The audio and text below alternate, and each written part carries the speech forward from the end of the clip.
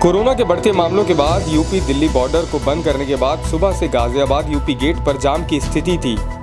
फिलहाल ट्रैफिक को यहां से निकाला गया है और ज़रूरी सेवाओं के लिए अलग से लेन बनाने और उसे ट्रैफिक को चेक करने निकालने के आदेश दिए गए हैं। गाजियाबाद डीएम अजय शंकर पांडे और एसएसपी गाजियाबाद कलानिधि नेथानी खुद यूपी गेट पहुंचे और व्यवस्था का जायजा लिया। गैर जरूरी काम से निकले लोगों को गाजियाबाद से दिल्ली और दिल्ली से गाजियाबाद नहीं जाने दिया जाएगा। जो सरकारी कर्मचारी या बैंक कर्मचारी हैं जो आना जाना करते हैं उन्हें अपने ऑफिस से अलग पास इशू करवाने होंगे, जिन्हें पुलिस प्रशासन मान्यता देगा और उनसे आने जाने दिया जाएगा। ऐसा इसलिए किया गया है क्योंकि सरकारी दफ्तरों के लिए आदेश था कि उन्हें 30% कर्मचारी के सहारे ऑफिस खुलेंगे और कर्मचारियों को अल्टरनेट तौर पर ऑफिस बुलाया जाएगा, क्योंकि अब तक सभी कर्मचारी सिर्फ अपने ऑफिस पास से आना जाना कर रहे थे, तो इस नियम का पालन नहीं हो पा रहा था। अब सभी कर्मचारियों को अलग से पास जारी अपने अपने दफ्तरों से कराने होंगे। जो वो था हमारा रिपोर्ट थी, उसके आधार पर पूरी तरह से बॉर्डर सील करके और ये जो दिल्ली और गाज़ियाबाद के बीच का जो आवागमन है उसको डिस्करेज करने के लिए एक निर्णय कर लिया गया और उसके संबंध में एक आदेश पारित किए गए। उस आदेश में बड़ी क्लैरिटी थी कि जो आवश्यक सेवाएं हैं, जो आवश्यक वस्तुएं हैं और इसके अलावा जो और अपरिहार्य परिस्थितियां हैं उन पर वो आदेश लागू नहीं होगा, वो पूर्व की भांति चलती रहेंगी।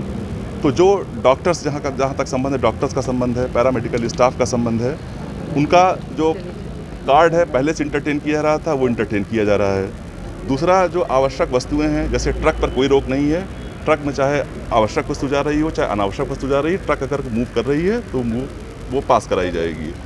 तीसरा इशू एक इसमें ये है कि जो सरकारी कर्मचारी हैं दिल्ली सरकार में जो हैं और जो गाज़ियाबाद से आते जाते हैं, उसके संबंध में एक आदेश किया गया है कि 30% सरकारी कर्मचारी ही कार्यालय में आएंगे।